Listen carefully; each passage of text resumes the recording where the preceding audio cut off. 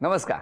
Home minister powered by good night power active प्लसच्या या भागात मी आदेश बांदेकर आपल्या सगळ्यांचं मनापासून स्वागत करतो. ओम श्री स्वामी समर्थ सोसायटी ठाणे पश्चिम इथे राहणाऱ्या प्राजक्ता दिनेश राठे या बहिणींना आज आपण बोलतं करणार आहोत. सगळं कुटुंब उत्साहात आहे. काय काय लपवून ठेवलं आहे प्राजक्ता वहिनींनी आणि दिनेशजींनी ते आज बाहेर पडणार आहे आणि म्हणून प्रत्येकाच्या चेहऱ्यावर ना एक वेगळा उत्साह असतो हल्ली. बघूया आजच्या भागात काय घडणार.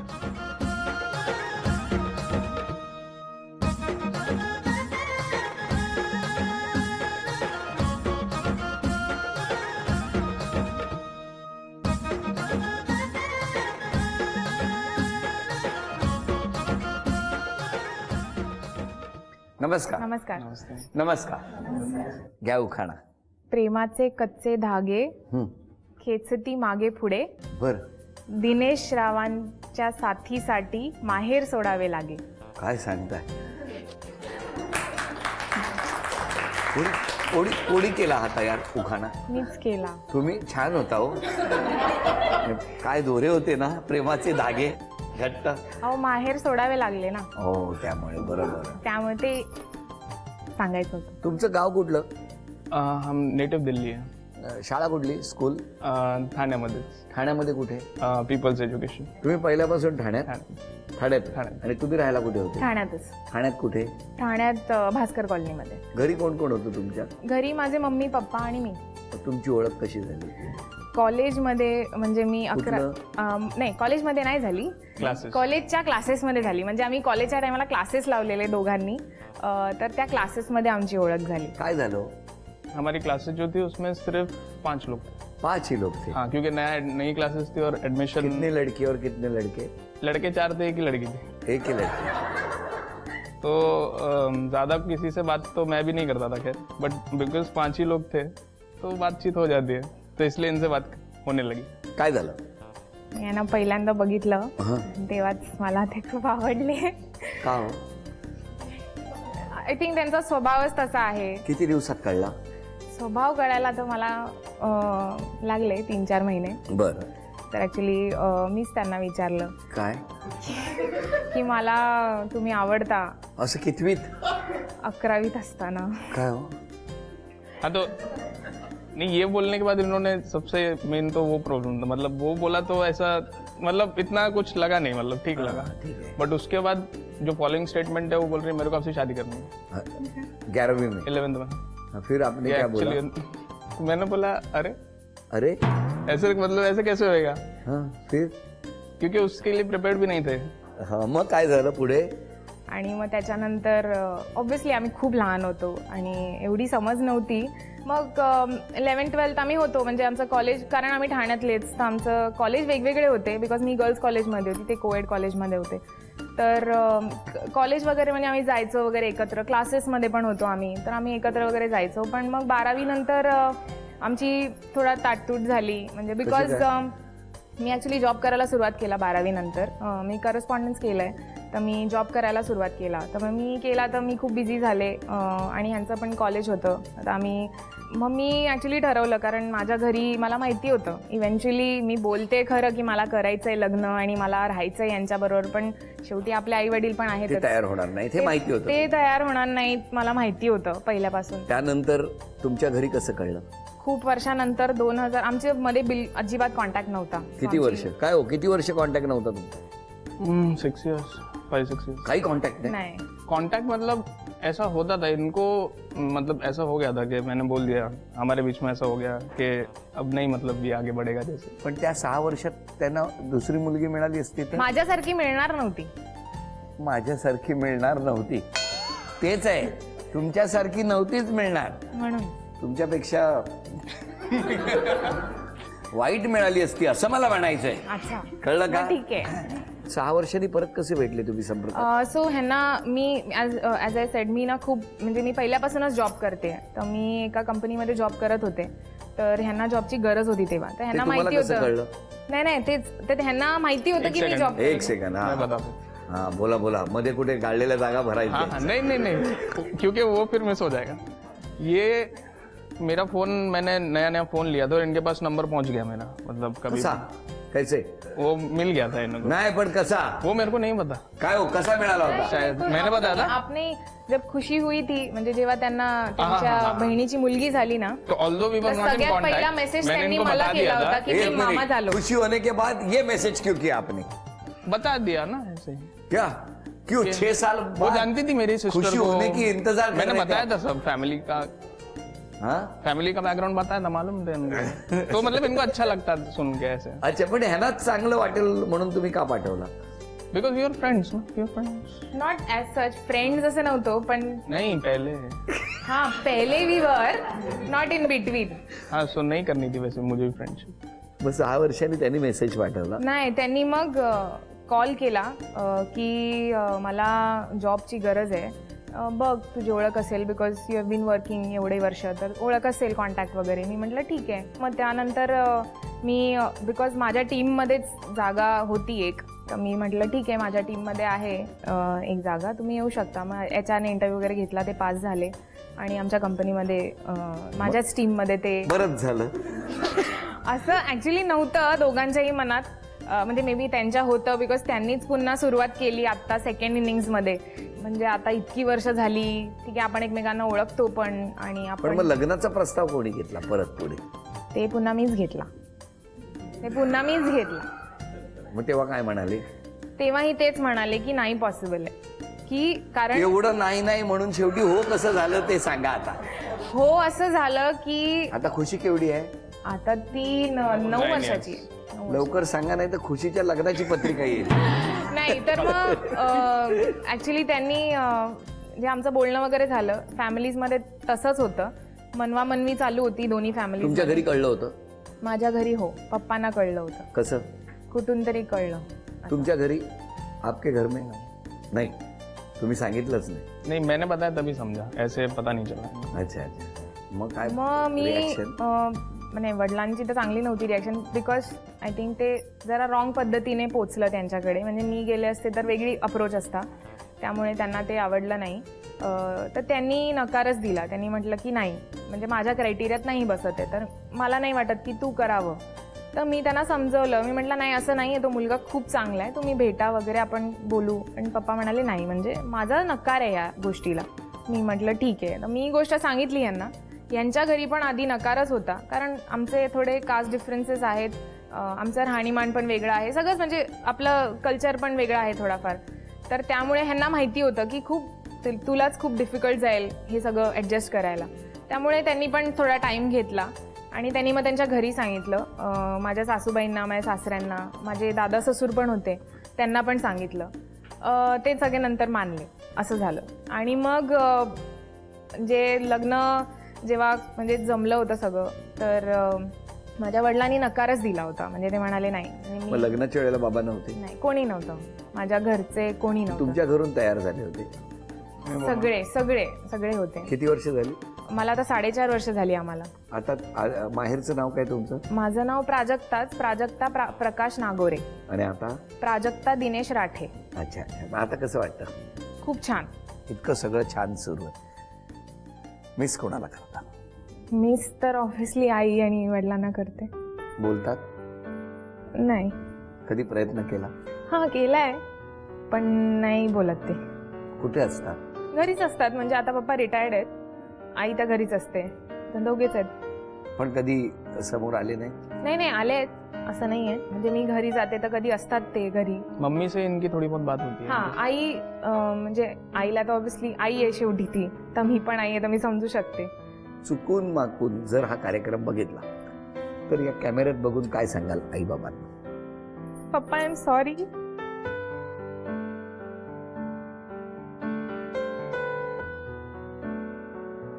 प्रत्येक मुलीला वाटत असतं की सगळं सुख कितीही असलं तरी सुद्धा ते आई बाबा त्यांचा आशीर्वाद मिळावा, कारण तो आशीर्वाद हा प्रत्येक कुटुंबासाठी खूप गरजेचा असतो.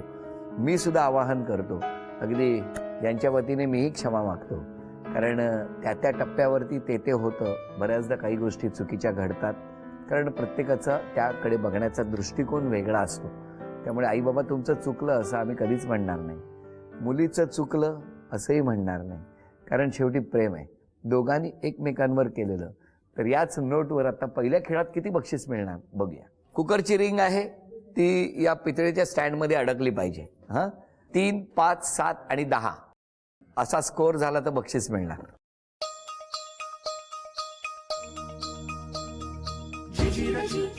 एक,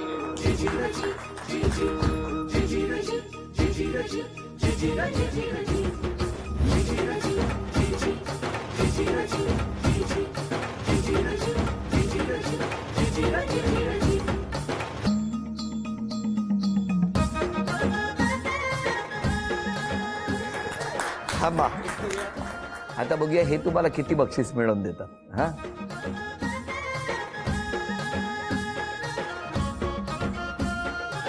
2,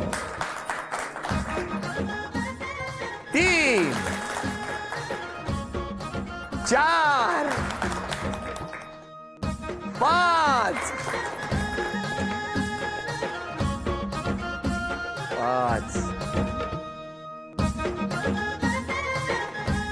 6. पण चला 2 बक्षिसं तरी मिळाली. अभिनंदन. हे चांदीचं नाणं तुम्हाला मिळालं. अभिनंदन. आणि चांदीचा कुंकवाचा करंडा मिळाला. अभिनंदन. नमस्कार. तुमचं यांच्याशी असलेलं नातं आणि काय वाटतं तुम्हाला या दोघांबद्दल ते सांगायचं. मी प्राजक्ताची चुलत बहीण आहे. We have seen each other growing.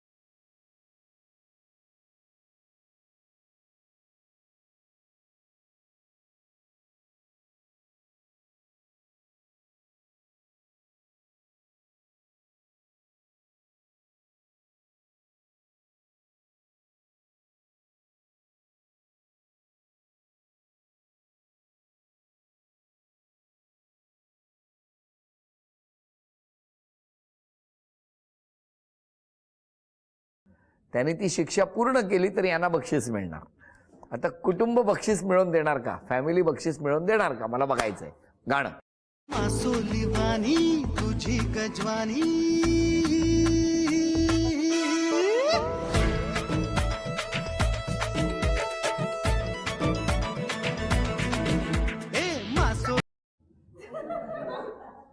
शब्दाच्या शेवटी किंवा आडनावाच्या शेवटी कर असं येणारी 10 आडनावं सांगा. गावकर, शिवकर, नलावडेकर, सोनकर, वैभवकर, वैभव वाडीकर, देवकर,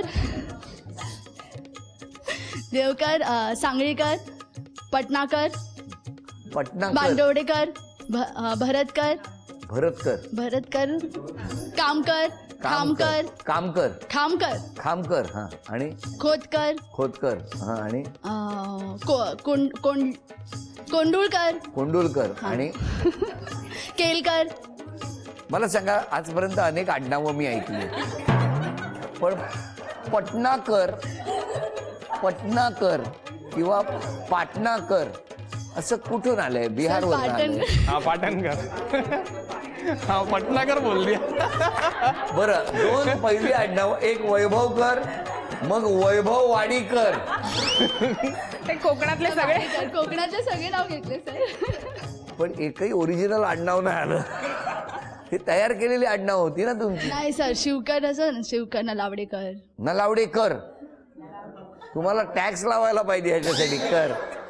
पण काय सांगावं, या भूमीत कुठल्या कोपऱ्यात या आडनावाचे असतील तर त्यांना आमचा नमस्कार. आणि हे पहिलं बक्षीस तुम्हाला मिळालं, अभिनंदन. झी मराठीकडून ही भेट आणि या बक्षिसाबरोबर तुम्हाला माझे दोन्ही कर जोडून नमस्कार.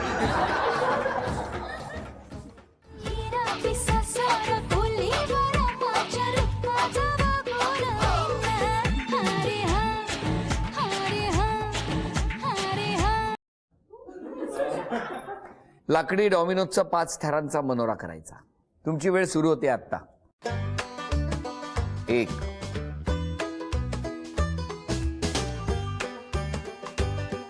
घाई करू नका, वेळ आहे. 3 आणखी 2 थर. 4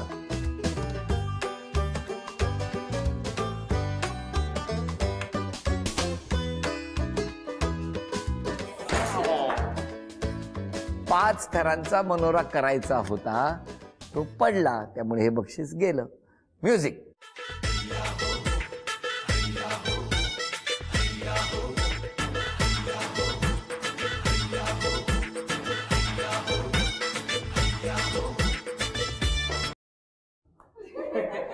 सात सण सांगा.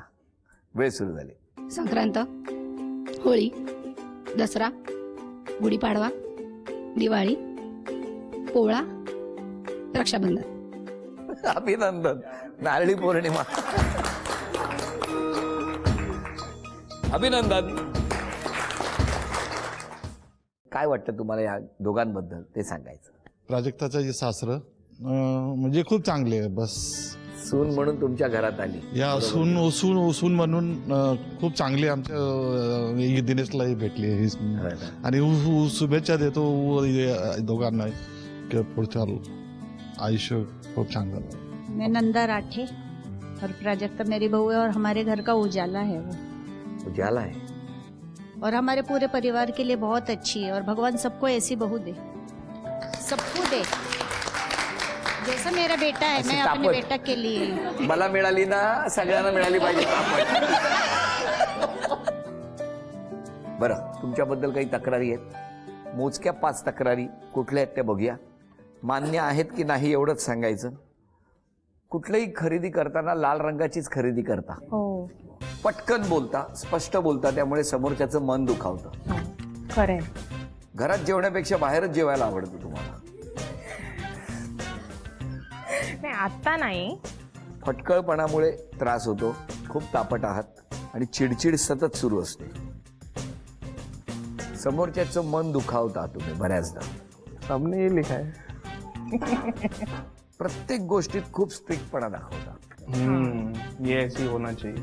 है ना? होय तो आहे. बघितलं, तुम्ही बोला घरी जायचंय तुम्हाला. हॉटेलमध्ये जाऊन जेवा, पण तुमच्या हातची चपाती नको होते घरातल्यांना.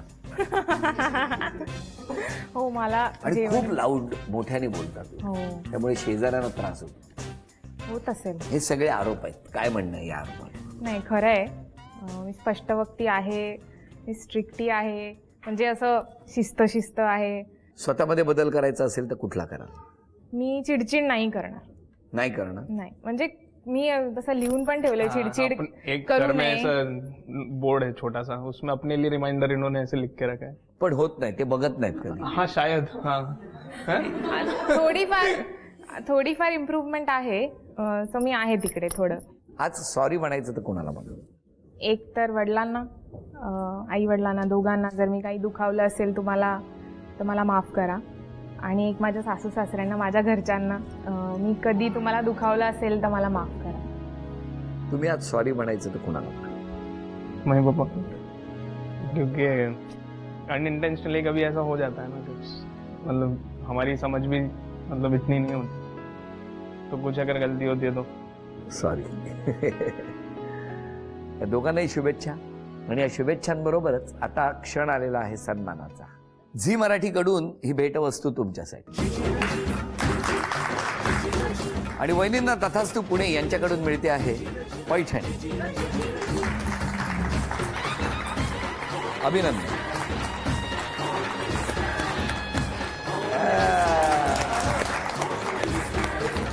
आजचा भाग इथेच संपवूया आणि पुन्हा भेटूया अशीच एक पैठणी घेऊन होम मिनिस्टरच्याच पुढच्या भागात. नमस्कार.